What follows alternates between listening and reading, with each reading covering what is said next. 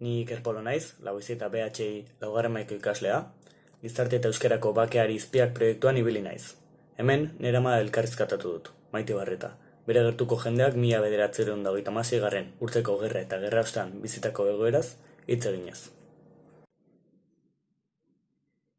Kaixo, arratsaldeon.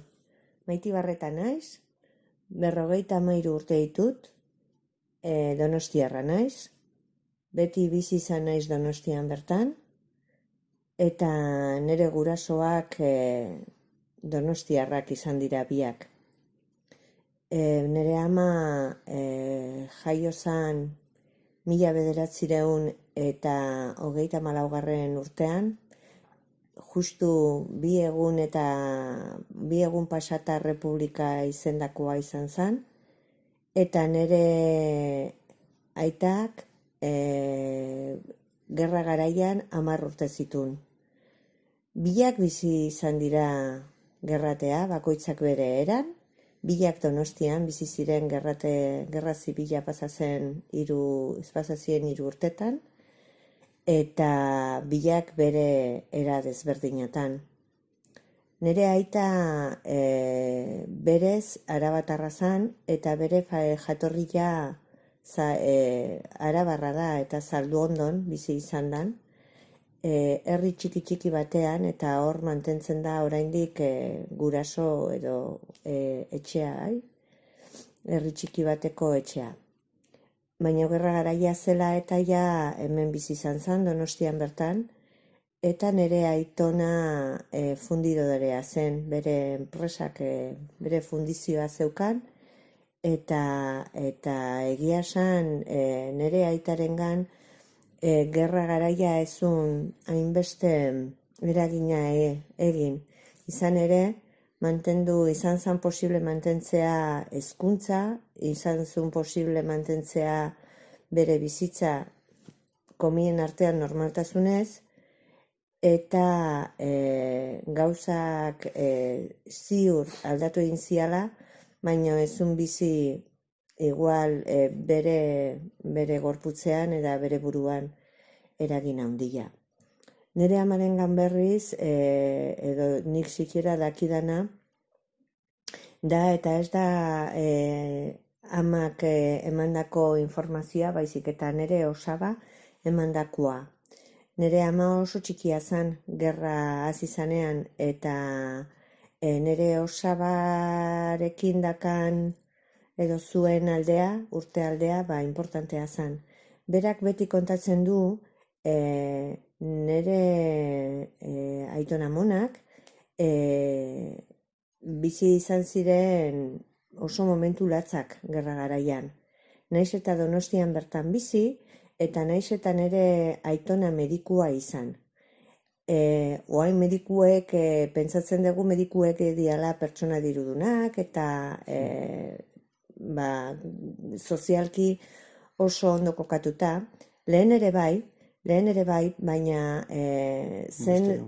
beste modu batean, ez? Gizarte aldetik, gizarteak miresmena miresmenarekin ikusten zuen mediku bat, baina ezen pertsona bat oso ondo ordainduta zegoena. Eta honekin nola pasa zuen gerra? Azkenean, bera medikoa izan da, nola pasa izan zuen gerra? Bueno, pues berak ez zuen zea frentera jun, baina bai bere frentea egin zuen, bere eran, ez? Eta egiten zuen lan kutxarako. Lehen kutxa zen Caja de Ahorros Municipal eta Caja de Ahorros Provincial, eta nire aitonak egiten zuen lan en la Caja de Ahorros Municipal.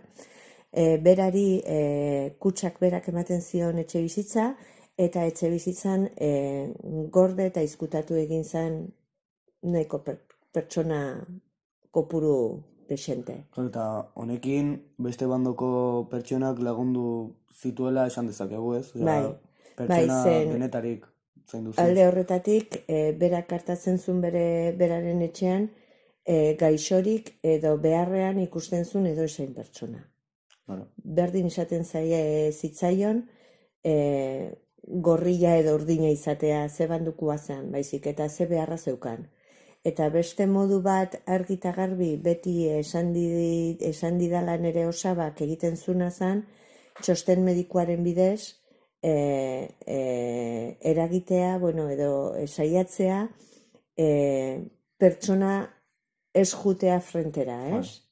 Adierazten ze gaixotasuna zegoen, zeukaten edo, eta txosten mediku horien bitartez lortzea zenbait pertsona frentera ez jutea, ez? Modu batan edo bestean azkenean pertsona hori laguntzea. Hoize bera. Lehen aipatu ezun bezala, azkenean ez zuen oso ondo ordaintzen, eta horrek ere eragin dezake gosetea edo goxe gehiago edo gutxiago pasatzea. Nola pasazun gozea zure aitona monek? Zenbait momentutan goze nahiko handia pasa zuten.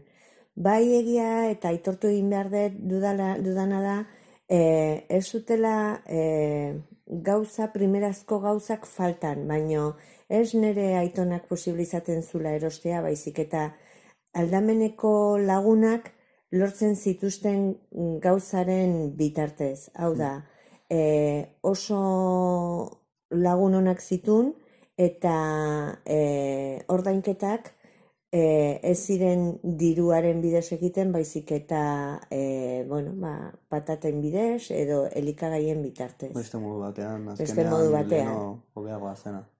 Baina kuriosoa da, zen honen arira adibidez nire amonak egin duen rezeta liburua patataz egindako plater gainezka dago, ez? Edo txerriboda nola egiten zuen oso argi eta garbi adierazten du eta nola txerri batengandik lortzen zituzten denetarik, ez? Eta batez ere koipetsu eta zeurazki hori kaloria mila-pila ematen dituzten jakiak, ez? Eta honekin ere azaldu dezakegu edo azaldu daiteke emakumeak eta gizonek zuten rola.